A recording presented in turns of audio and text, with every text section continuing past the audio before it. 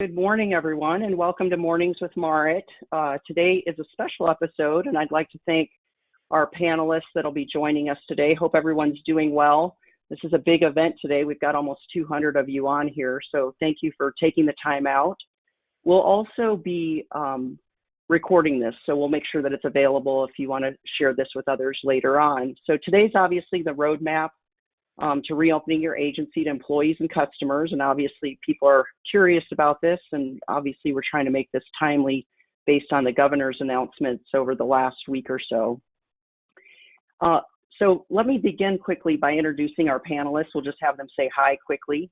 And I'm sorry, Donnie, that we don't have your picture in there. I know you tried to send it, didn't seem to come through. So technology doesn't always work there. But let me first introduce Ann Price to you. Ann Price has joined us before at Joe Vincent, and she's been part of our labor attorney for IIT as well. She's a partner with Boulette Golden Marin. Ann, can you just say hi to everyone for a minute here? Good morning, everyone. I'm happy to be here, and I hope I can give you some helpful information as we navigate these uncharted waters. Great, thank you, Ann. I also have Chris Scott here with us. He's with the Walkins Insurance Group and one of their shareholders and a vice president of finance and operations. Chris, you want to just give us a little bit about Walkins quickly? Sure, Marit, thank you. Good morning, everyone. Happy to be here. Walkins Insurance Group is one of the largest locally owned agencies in the Austin area. We currently have four offices in operation today, and are actually going to open a fifth office hopefully shortly. So happy to be with you today. Great, thank you, Chris. I also have Tyler Spears with us. Tyler Spears is the managing partner for BKCW. He's also on our board. So hi, Tyler. Morning, Mark. Do you want to give us a little background on BKCW?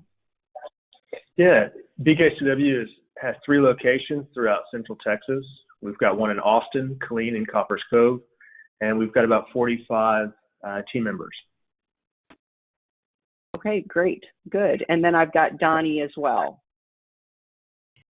Good morning, everyone. Donnie's the Director of Human Resources and Organizational Development at Brady Chapman. She's not on a camera this morning, but you'll at least hear her voice coming down. Good morning, everyone. I am at Brady Chapman Holland. We're a privately owned firm located in Northwest Houston with approximately 75 employees. Great, good, thank you very much. All right, so just as a quick reminder to folks that we do have a Facebook page, and it's Mornings with Marit, and people chat in there a little bit, send some feedback. We also do some interesting conversations, so a good way to share your ideas and share successes with us as you go. So last week we actually did a survey, and I just want to comment on it for just a moment. We actually sent it out on Thursday, and I think we had almost 180 respondents within just a couple hours. So obviously a hot topic. And we asked folks, you know, when will you be returning back to your office? As you can see, over 30% of folks actually said we have not closed our office yet. So it's just a matter of coming back, and I think people are on more skeleton crews is what I saw on the messages from folks. Some of you said immediately, some of you said possibly May, possibly June, not even sure yet. The general conversation where we said other was commentary around our office has been closed essentially. However, we definitely have not been taking customers in. So that was an interesting find. There's a lot of questions that you all provided on that survey. So today we've designed the program so that Ann can address a lot of those questions, and hopefully you can walk away with some good feedback from that perspective. We also did ask a question about what would you be requiring for your employees and visitors when wear face coverings. Almost 50% of you said no. However, the other category of you really talked about the fact that right now with employees, you're not requiring it, but it's certainly protocol that you're looking at when you start to open your offices for customers. It was very clear to me in the presentation or in the survey results that there really isn't a plan overall from folks to open their offices to customers at this point. It's more about internal operations and essential work that's required. So I just wanted to comment on that today. The way we're going to tackle this today is I'm going to ask each of the agency leaders to talk a little bit about what they're doing, some unique things that they're doing, what their protocols are, and we'll ask them a few questions as we go. If you want to chat in, you're welcome to do some chats, and we'll look for questions as we go. So I'll try and monitor that as well. And we'll get started with Chris today and give us perspective on what it is that you're doing at your agency, and we'll lead with you, Chris. Great, thanks, Marit. Well, first of all, Walkins never really closed our offices fully. We sent about 90% of our folks home immediately to work from home. Luckily, a majority of our staff was already working from home on a part-time basis, and we only had a handful of folks that were not able to work from home immediately. Fortunately for us, we happened to have the IT resources and inventory on hand to get them all working from home very quickly. So we're still under a largely work from home scenario today, and we're going to stay that way for the time being. We do have a small number of staff, primarily our executive team, that are coming into the office on a regular basis to perform essential functions. However, we're all very well distanced and are taking a lot of precautions. When it comes to our plan about reopening the office to employees, we've been developing plans to slowly bring people back into the office over time. When the time is right, we'll start with a voluntary program for those employees that want to be back in the office. However, we won't do that for some time yet. We don't yet know when the right time will be, but we know we're not there yet. Even when we do start to allow some people back into the office, those who are concerned for their own safety or the safety of loved ones at home will have the option to continue to work from home for an extended period of time. We've been very fortunate that our IT systems have supported us, and our staff has been very resilient. This has all allowed us to work effectively in a work from home environment. While we're still really early in the game, we think it appears that productivity has not been negatively impacted. In fact, we have a lot of staff that are more caught up now than they have been in a long time. So that's a positive out of this whole thing. When it comes to precautions and timing and policies, the main thing we've been doing in terms of policies is working to adjust our occupancy levels for when we do reopen. We've been adjusting things in order to maintain social distancing.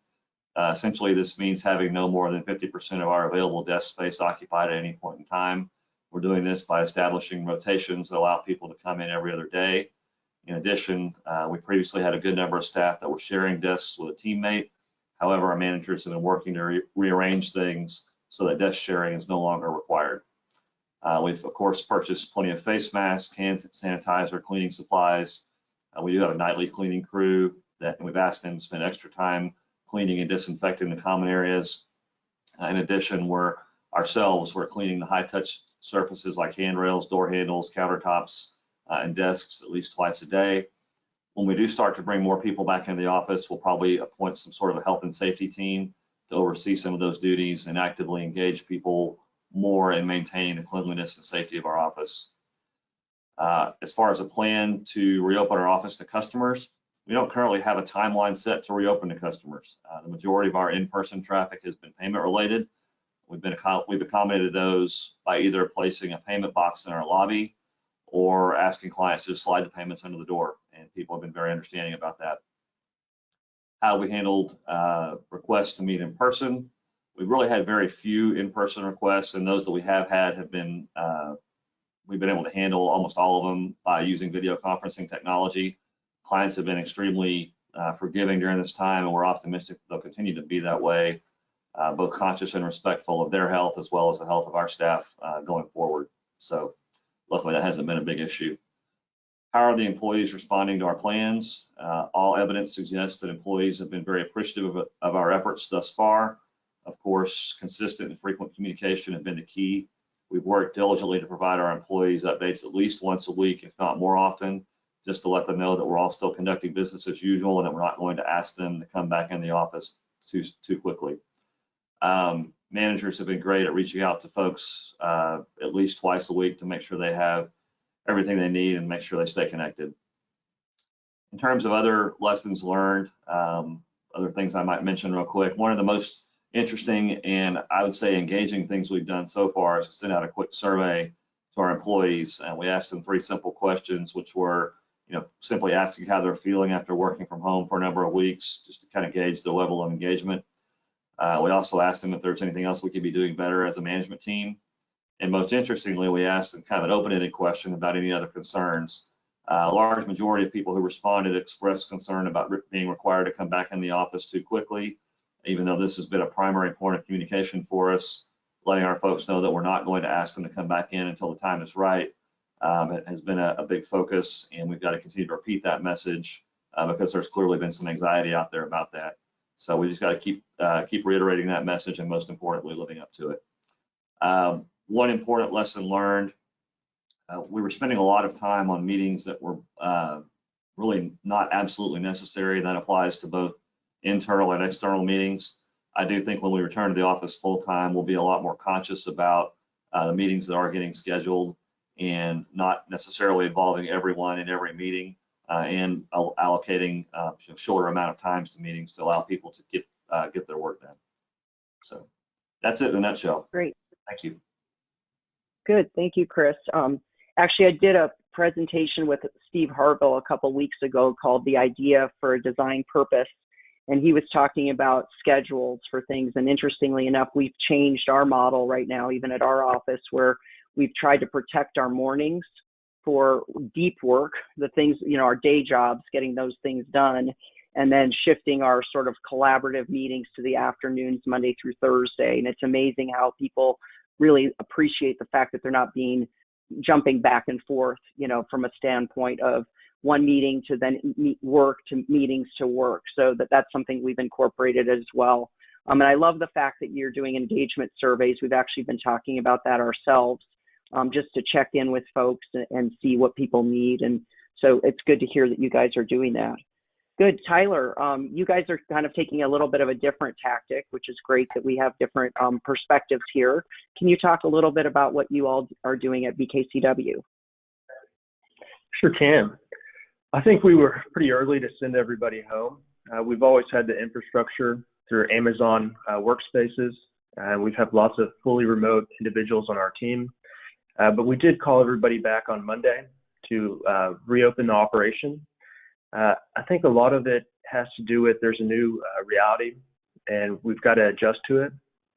I think the economy is somewhat in a hiccup right now, and I think that when it starts to sort itself out, some organizations are going to be sprinting ahead because they've gone to school on it and are ready.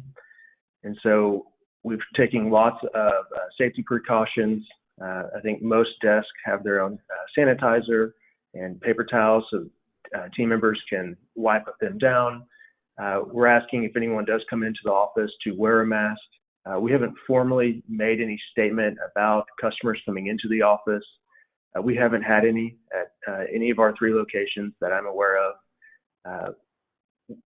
And I think employees are responding okay. I think adjusting to their new reality. I think there's a lot of temptation to focus on the here and now, the crisis. And we've been following all the guidelines, the checklist sent out by Governor Abbott's office. Anyone with any pre-existing conditions, any child care issues, or anyone who is over a certain age is able to still work fully remote. And I think really for us, we want to start focusing on the long term. I think we've been doing a lot of the basics right now, basics operating from home. We haven't been developing a lot of strategies. We haven't been doing things that need to be done over the long haul. And so we're ready to get in the office and figure some of those things out.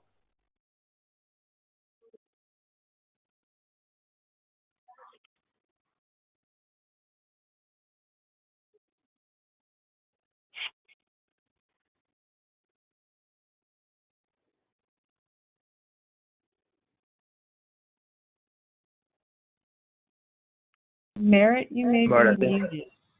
Yeah, I think you're muted. Well, I was being brilliant. Let me just tell you, talking away there. Thanks a lot. Thanks a lot, Tyler. Good. So Donnie, can we have you on the call and see if you can jump in and tell us a little bit about what BCH in Houston is doing right now? Sure. Prior to the pandemic, BCH had a very robust work from home program which afforded us with the ability for a seamless transition for our staff to work from home once the pandemic was declared and we transitioned them home. Some of the things that we have focused on throughout this time of uncertainty has been to increase our communication internally as well as externally. Some of the things that we have done is we have communicated how the guidelines, the federal, state, and local orders that have been issued and how that has impacted BCH to our clients and our employees. And we've explained and laid out what the measures we've put in place in order to address those things. Internally, we've held things like town halls and our monthly meetings, as well as our leadership team have remained connected with their employees. One of the things that we like to stress is that we are physically distant and not socially distant. So we want to maintain that lifeline of communication for those who are away from the office at this time. Another thing that we have done is we've continued our wellness programs and our core value programs, which have been targeted to promote the overall well-being of the employees as well as their engagement. So our wellness program has focused on their mental, physical, and financial stability during this time of uncertainty. And our core value programs have been to stress, to stress our culture and to keep our culture intact. And the activities and initiatives that we have utilized have been to strengthen those things. So far, for our current plan to reopen, BCH is implementing a phased approach to bring our staff back to the office so that we put measures in place for the employees to feel safe, that it's a sustainable plan, and that in the end we are successful. So our current plan has 4 phases to our reentry. The first 2 weeks, we will continue our work from home program, but allows us the opportunity to get our office and to continue to put in place distancing and prepare for the staff to come back. The following 2 weeks after that, we are asking employees who would like to volunteer to return to the office. For those staff that have expressed that they've enjoyed being at home, but they want to be back into the office and focus on their work there. After that, we have another 2 weeks in which all of our staff will go to a more modified work from home program, which will have them visiting the office as well as working from home. And then hopefully, as long as all goes well beyond those phases, that all the employees will be back in the office and our capacity would be around or approximately 50%. All of those things are contingent upon us continuously monitoring the guidance from the state and local officials to ensure that what we're doing is congruent with meeting the needs of our employees and the clients that we serve. We are also implementing our physical distancing protocols, which are in alignment with the recommendations. As far as our plan to reopen with our customers, we have taken the approach that we have been open and accessible to our clients when it matters throughout this time of uncertainty. We have enhanced our communications with our employees by utilizing video conferencing and sending out meaningful weekly communications, and we plan to continue to do so. Our goal is to return to holding in-person meetings and conferences on or about July the 1st, again, contingent upon what's going on with regards to our external environment. Overall, our staff has appreciated our approach and know that we have their best interests at heart. Our staff recognizes that BCH at its core is about people doing business with people. And while we have a robust program, work from home programs, and we've implemented the technology to be able to communicate and see each other when we're not here in the building, our values are deeply rooted in maximizing collaboration and teamwork to achieve our business objectives. And our staff and our values support that. And so our staff appreciates our transparency. They appreciate the communications from Jeff, our president, extending himself on a weekly basis and giving them status updates. and making them aware of our stability throughout a time of uncertainty. The thing that I would like to mention is that we are taking this time as an opportunity to look at what opportunities have presented themselves throughout this time and finding tangible methods to measure what success looks like, what our successes have been, and being able to celebrate those successes along the way. Great. Thank you, Donnie. Yeah, I think there's going to be some really nice opportunities here for folks to take the best of what we've learned in this process and incorporate them back into the new normal, or returning stronger, as you mentioned. I did get one important question for Tyler on here, which is how many of the books in the background has Tyler actually read, and how many of them are children's books? Yeah, that's a good question. We'll stop by and find out later. Good. I appreciate you providing your feedback. Actually, at IIT, we did, after the governor's announcement, really work with the staff and the management team to figure out what to do next. And based on our staff's feedback, and frankly, it was going to cause quite a bit of lack of productivity moving back people into the office. We've just decided at this point not to return formally till June 1. We do have core people going in and out, and I know Cindy, if she doesn't get to come to work, may resign, so we let her come in every day. So that's how that's working out at the office. So if you want to swing by and say hi, she might appreciate it. Ann, I'm going to turn this over to you because there's a lot of questions, obviously, that folks have right now. And I've put a group of them up there. I know you've got your own plan as to how you're going to process through this. But if we're going to hand it over to you, let you provide feedback. I do have a couple questions that have come in, so we'll add those in at the end if you don't incorporate them in your messaging. So thanks for being here, Ann. Thank you, Marit. This experience is kind of like all of employment law all at once in unusual circumstances. So I've got probably more to say than we have time, but I want to say a quick word about, as the focus of this talk is about returning to work and opening things up again. I want to mention that I think the representation that Governor Abbott's order, to stay at home has expired, or that we're reopening Texas, I think is a little bit inaccurate. When you look at the actual language of the order, all that's changed with this phase 1 additional types of businesses and the retail to go and that sort of thing, those are additional things that we're allowed to do. But the order still says that to the extent you can, even if you are an essential business, even if you are a business that's allowed to reopen, that you should continue to work at home if possible. And so I think I really like hearing from the other panelists the fact that they're giving their employees options, and it's not a hard and fast mandate to return to work. And the reason why I say that is because I'm not so much concerned about the local police showing up and saying, gee, you have this worker reporting to the office, when really we think they could continue to work from home. We think that's doable. That's just not happening. What worries me a little bit is that if we have a bad outcome, if a customer gets sick and then they want to accuse your business of being the source of the infection, they're going to have to, of course, prove causation, which is going to be difficult.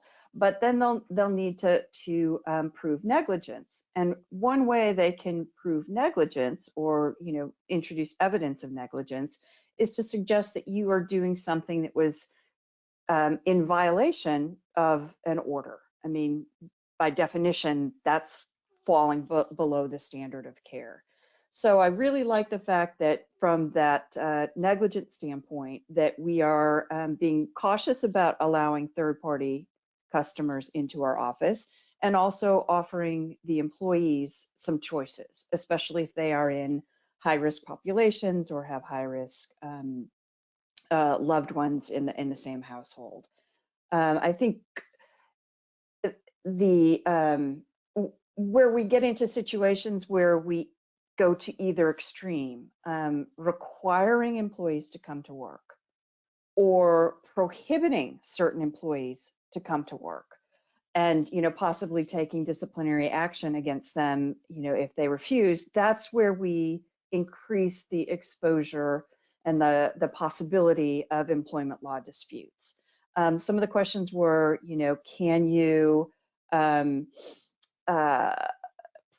prohibit people who are age 65 or who have health conditions from returning to the office? And I would be very, I would recommend against that. While it's one thing to give those folks the option of continuing to work from home,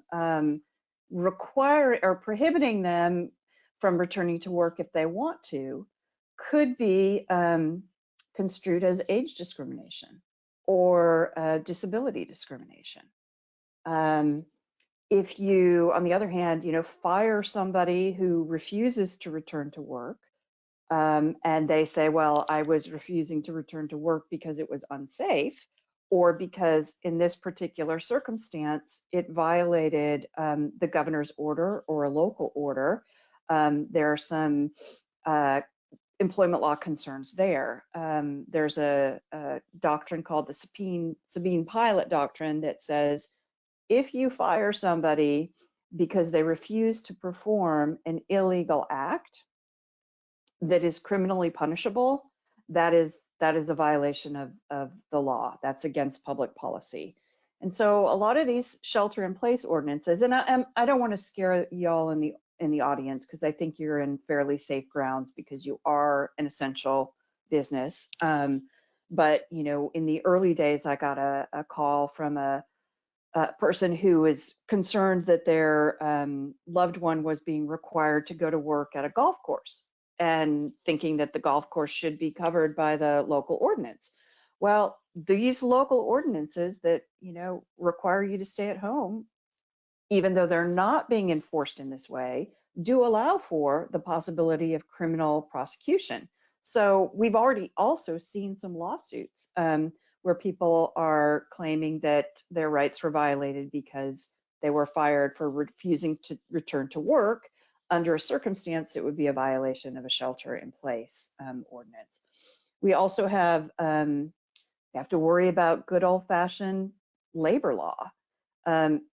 Many of you may know this already, but some will be surprised that even if you don't have a union, employees are protected under labor law from adverse action, discipline, termination, if they are banding together for what's called mutual aid and protection, concerted activity for mutual aid and protection. So for example, if you had a group of employees say, we're worried about coming back to work, we don't think it's safe, and they have some rational basis for making that allegation, and you discipline them, you could find yourself facing an unfair labor practice charge. Another liability question that's posed here is, what about workers' comp? And this is an unsettled question. I know initially my first reaction was to think employers don't have to worry too much about their employees suing them for the claim that they contracted COVID-19 at work, because we have the workers' comp bar. Workers' comp is the exclusive remedy for work-related injuries and illnesses. But then I looked into it a little bit deeper and found a couple of things. One is there's some Supreme Court of Texas decisions that indicate that the exclusive remedy bar might not apply in situations where the injury is not compensable, although this is not conclusive. So I think that's why I say it's an open question, because there are some subsequent cases that say, well, we haven't as a court definitively answered this question. So what does this have to do with COVID-19? Well, when you look at the definition in the law of an occupational disease, that definition excludes what they call ordinary illnesses of life, to which everyone is exposed, and it's not unique to this, workplace. And, seems to me that there's a pretty good chance that COVID-19 could be determined to be an ordinary illness of life, which would mean that it's not compensable, which might be good news for the workers' comp carriers because they think, oh, well, we're not going to have to cover these claims. But it's frightening news for employers because this could mean that the exclusive remedy provision doesn't apply, and you need to be prepared for the possibility that employees could sue you for negligence. And that's why I think it's super important to make sure that we are complying with the recommendations from the various different sources in carrying out our businesses. Marit, could you turn to the governor's checklist? And before we jump to that, there's a question that popped up here that I'm gonna throw out. If a staff member has a child in daycare and the daycare is open, but they don't feel comfortable leaving their child, do I have to pay them under the CARES Act? That's a good question. And I think the answer would be no, because there's two paid leave provisions that come in to kick in with lack of childcare, and one is the Families First Coronavirus Act, and the other is which expands and allows for emergency paid sick leave. And then there's the expansion to the Family and Medical Leave Act, which allows for folks to get 2/3 pay if their childcare is not available for a COVID reason. So if childcare is available, then the law doesn't apply and the employee is not entitled to paid leave under that circumstance.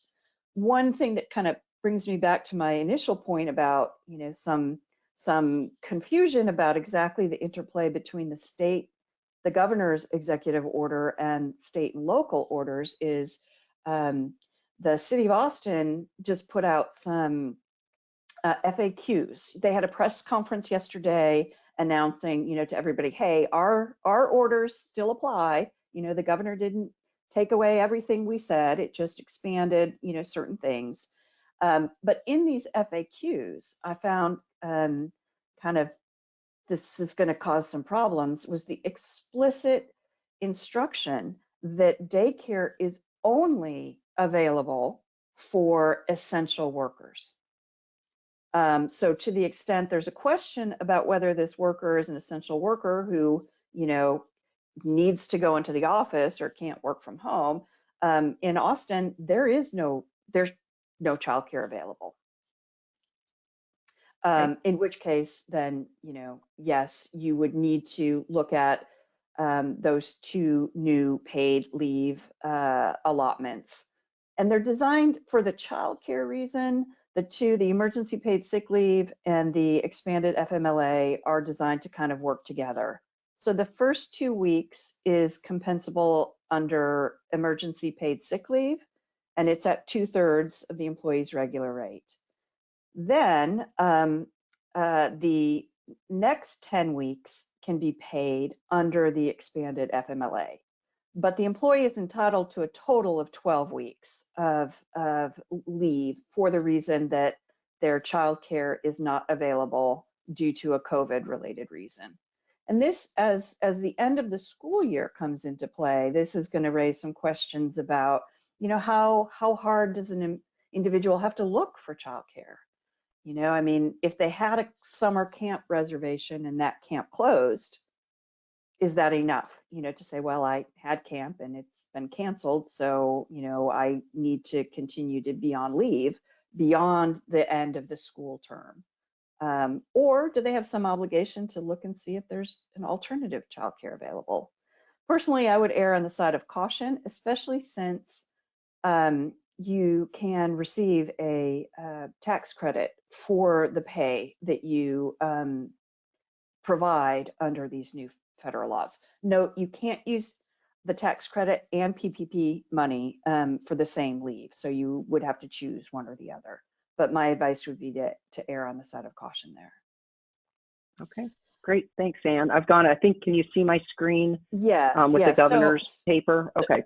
Yeah, so looping back to the negligence thing, these are called minimum standard health protocols. So obviously you have to make sure that you're doing all of these things, because if you're not, you're falling below the minimum standard, and that, as you all know in the insurance business, kind of sounds like negligence.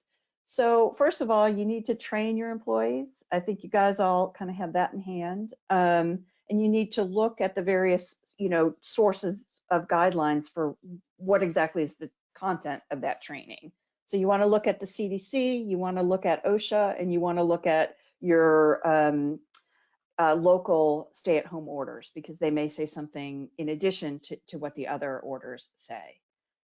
You'll also want to screen your employees before coming into the office, and this is something that I haven't heard a lot of focus on. So you'll, at a minimum, want to ask them these questions. Do you have these symptoms? Do you have it? Have you had any contact with anyone who has these symptoms or has been diagnosed? You can take their temperature. That is not a violation of the ADA. The EEOC has been crystal clear about that. The EEOC also came out and said you can actually test your employees for COVID. I mean, that's assuming that tests are available, but it would not be considered an impermissible medical examination under the current pandemic circumstances. And that begs the question, should you do these things? And then there's some of the logistical questions. How do you do these things? Where do you get the thermometers? I know there's some shortages. You should probably set up a private area to do this. You need to be sure that you keep the records of the test results confidential, because that's a medical record and the ADA still applies in that respect.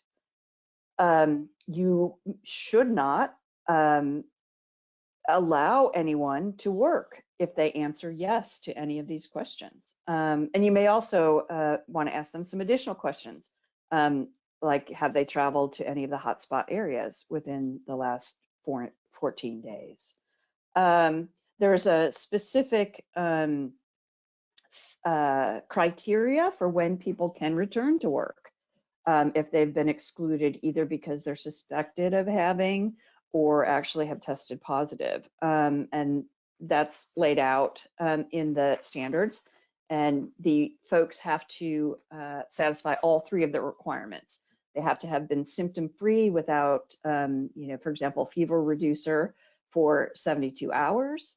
They have to have improved respiratory systems, and at least 7 days must have passed since the symptoms first appeared.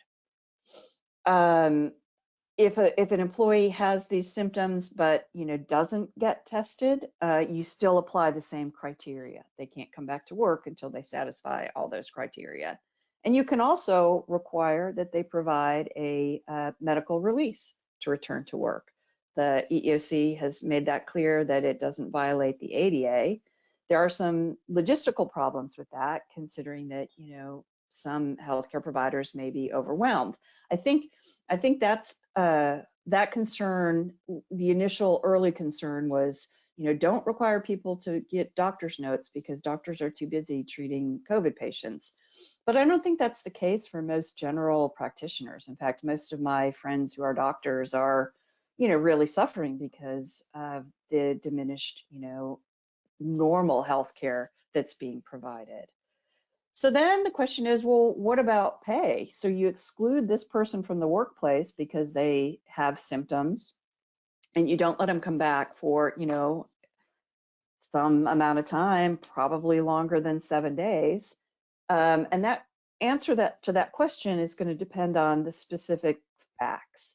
If the employee does test positive, then they are entitled to 2 weeks pay under the emergency paid sick leave. On the other hand, if they don't seek any medical treatment, they are not. So there's some incentive there, for folks to go get medical treatment and go get tested. And then there's sort of a practical question. We kind of want to encourage people to stay out of the workplace if they're sick, and they're more likely to do that if they're not going out of pocket on their wages. So to the extent you have PTO, you should allow them to use this. And you might consider, even if you're not obligated to do so, to perhaps consider subsidizing the wages of people who you are excluding from the workforce. The governor's checklist here also says that you shouldn't allow anyone in the workplace who's had close contact with a person who's lab confirmed. And the pay question there is going to depend on whether the employee is needed to care for that person, and if they actually are caring for that person, in which case that would fall under the emergency paid sick leave, and the employee would be entitled to 2/3 pay. So the other thing that's not on the governor's checklist here, but what are your obligations to tell other people who might have come into contact with the employee who tested positive, or with the employee who lives with someone who's tested positive? And one thing we do know is you want to be, with respect to your employees, you want to keep their identity confidential. I mean, for example, if you were to say to your staff, someone in the workplace has tested positive and their office is located on the 3rd floor, and we wanted to let you know so that you can take the proper precautions and make sure that you monitor yourself for symptoms, or maybe even have them, work from home for 14 days, what have you. Because giving the identity would violate the ADA provisions about medical confidentiality. But employees are going to figure out who it is, when they go to the 3rd floor and they see an empty desk, and that's okay. That's not our problem, that they can figure it out. We just need to be careful that we're not the ones to disclose it. You may also want to consider asking the employee, particularly in larger environments, the employee who tests positive, or the employee who lives with someone who tests positive. You might ask them, who have you been into contact with? And we might want to know more about those contacts. Did you go have a one-on-one meeting in the small conference room where you sat together for 3 hours? That's something that we need to take a little bit more seriously than, yeah, I said hello to Susie when I arrived at the workplace and, walked over to my office. That one, might not be such a significant exposure. But we probably want to, especially as we have customers coming into the office, keep a log of who came in and when, so that we can reach out to our customers to say, hey, you were in the office last Tuesday, and we also learned that we had an employee who subsequently tested positive who was in the office on Tuesday. Take whatever precautions you think you need to take so that we protect ourselves from the accusation that we weren't careful, that we were negligent with respect to that customer. Turning back to the checklist, we also it starts now to talk about some of the workplace controls and environmental controls that employers must take at a bare minimum.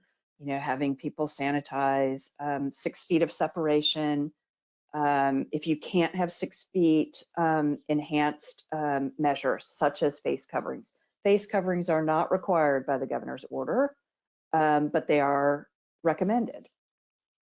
You can also get some insight from OSHA, which talks about engineering and other physical controls. If we had a high volume, which doesn't sound like any of you have, but if you had a high volume interaction with customers, putting up a plexiglass guard between the folks who take the payment and the customers who are handing it over. You might also consider increased ventilation, or upgrading your air filters to HEPA. But nobody really knows the answer to these questions. In fact, I had a client early on in the construction business that was remaining open because they were essential, and they had their HR director test positive, and wanted to do, you know, everything remotely possible to make sure that they were being as careful as possible for their remaining employees. So I tried to hire for them. I tried to find an industrial hygienist that would help them develop a plan, because of course the Travis County and Austin ordinances require that Austin and Travis County businesses develop an infectious control plan. And she basically turned down the business. She's like, I'm not signing off on these things because no one really knows. And she just directed me to direct the clients to CDC, OSHA, and, you know, do your best. But, you know, professionals in this area are reluctant to, you know, sign off on something as the definitive way to prevent this because we don't really know. One other thing that I wanted to mention about the workplace and measures to take there is kitchens. I think you might consider limiting the access to the kitchen, you know, maybe requiring employees to leave for lunch as opposed to all gathering in the kitchen, or having staggered lunch times, only one person eating at a time. You may want to consider, you know, maybe not having a communal coffee pot.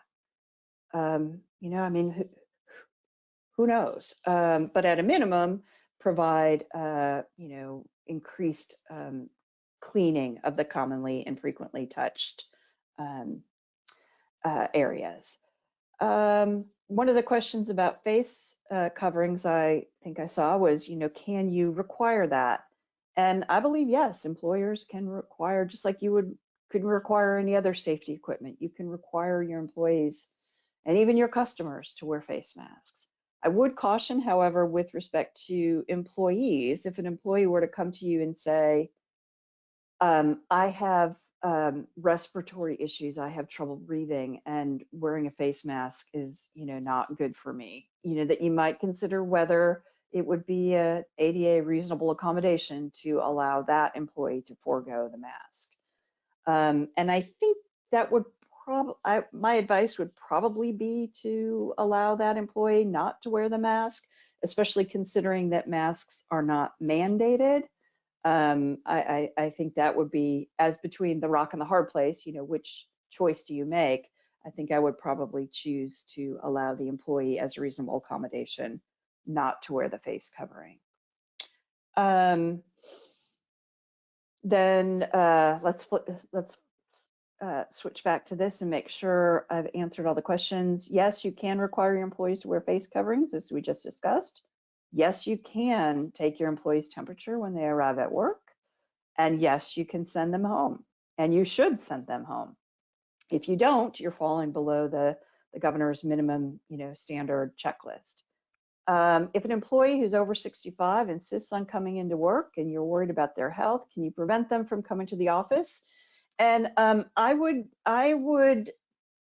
say you probably should not bar them from the office. I think you're more likely, especially in the context of the employee who's insisting they want to come back to work, I think you're more likely to see that person complain that you're discriminating against them based on age or disability than you are to get bit on the other end here of the employee saying, well, I insisted on coming to work and you let me, and then I got COVID. I think especially as long as you're doing all the things to show that you're not negligent, even if the worst case scenario of the workers' comp bar not applying, I think you can say, you know, hey, we were not negligent. You insisted on coming to work. No liability here, even though you were at a higher risk group. On the flip side, if the employee is over 65 and doesn't want to come to work, should you allow that? Was there a question? Yeah, this is Marit. I think the big message I think I'm hearing from you today is err on the side of caution is what I think and giving people options is probably the best process moving forward. I think you've answered, I think, all of these questions as we go. We're starting to run a little bit out of time, so I want to be able to just make sure if there's any other questions out there. But I think that's the big takeaway is giving people options, not forcing certain things. And if you are going to require things, it's more in the spirit of let's make sure we're protecting people's health, and we have some safety precautions that might create some controls for folks, but not necessarily requiring people necessarily to stay home if they so choose to come back in. I know for us, one of our messages with our staff has been, we don't want to open the office up for everyone as we're open until we're sure we have all the cleaning supplies, the protocols in place that everything can be cleaned every night, even offering options for masks and gloves and sanitizer. So that's part of why we've sort of set back as well, is that you can come in. We want to know if you've been there, but we also know that these pieces are not all in place. So we've made sure we've informed them of that. Does that sound reasonable? Definitely. Okay. One last point I wanted to make here, one question I don't think I got to is just, can we pick and choose who works from home? And I think just like any other employment decision you make, you need to have a basis for why you're picking and choosing. And you need to make sure that your basis is appropriate, reasonable, lawful. So for example, if your basis was, you're over 65, that could be a problem. On the other hand, if your basis is, these are jobs that need to be done in the office, so you need to come in, or these are jobs that can be done at home, so you should stay home. I think those are very safe guardrails to follow. Okay, great. Well, I want to thank you for your time today, Anne. That's a lot of information. I'm sure people will go back and re-listen. You gave them a lot of data points on that. I'm going to pop back by our panelists here for just a second. So I'm just going to come back around, heads up on this. Chris, anything that resonates with you as we wrap up that you'll be taking back to your office? Yeah, I think we definitely need to implement a plan long-term for screening employees as they're coming back to work, and make sure we're getting that base covered to make sure we're meeting at minimum the minimum guidelines. But we'd like to usually go a little bit beyond that. That's probably about my biggest takeaway so far. Yeah, good. Tyler? Just to continue to err on the side of caution. There's just a lot of unknowns out there, and continue to be cautious. Yep, good. And Donnie, you're still with us? I am. Very similar to Chris and Tyler in that we continue to be mindful of the advice that Anne has shared with us and to continue to err on the side of caution. Great, good. Well, Anne, thank you again for providing that feedback. I know we've taken quite a few notes here myself as to how we can incorporate some of these ideas. We are working on a toolkit for our members, so there will be some best practices out there for folks on our website. We also, just as a heads up, I think it's next week, we'll also have another Mornings with Marit called Meaningful Action Requires Courage. So I'll be bringing some pieces, and I think what we're going to be facing is going to require courage in the future, whether it's being innovative in what we do or having to make tough decisions in our businesses. So that's what we'll be focusing on next week. We also are doing a program on May 21st, and it's a virtual recovery summit that we're partnering with several other associations on. We're going to bring in some big names to talk a little bit, and there's basically 3 different webinars that'll happen that day. One is about reason for optimism and why that's important to look at. So I think there'll be a motivational element for you and your teams to follow. Then there'll be a component a little bit like this, but about how you really engage your team moving forward and how do you bring the best out, and also more elements around legal stuff. I think we'll know more even in 2 weeks than we know today, and those rules will change as we go. And then the third component is we're bringing somebody in to really help you think about your agency from a perspective of retaining your clients, rejuvenating those relationships, and then looking at good opportunities for growing your business in this next stage of life. And so we'll actually be talking about the psychology of buyers in the COVID-19, post-COVID-19 space that we're in. So I hope you all will join us for that. We'll be providing quite a bit more information as well. Just on a side note, I know that we are actually about to roll out a virtual InsureCon this year. So that decision was made yesterday when the hotel let us know that, of course, they would not be able to accommodate. I know that nobody's really surprised by that, but we were waiting for information from the hotel before we could make that decision. So we'll be making sure throughout the month of June there's a lot of programming and events that are free for folks. Make sure that you continue to have resources. If you can imagine, the original InsureCon agenda is blown up a bit. Some of those topics don't seem quite relevant and a bit tone deaf at this point. So you know that we're going to be showing during that month is going to be about strategy. It's going to be about trends that are critical for you to know, and it's going to be about technology and automation and workflows so you continue to be productive and efficient and so forth. So with that, I think we'll wrap up. I appreciate everybody's time. And I hope, again, you'll join us on Facebook, and I hope everyone has a great day and enjoy the weather, get outside and get some fresh air, and take care of your employees. Thanks, everyone. Have a great day. Thank you. Thank you. Thanks. Thank you.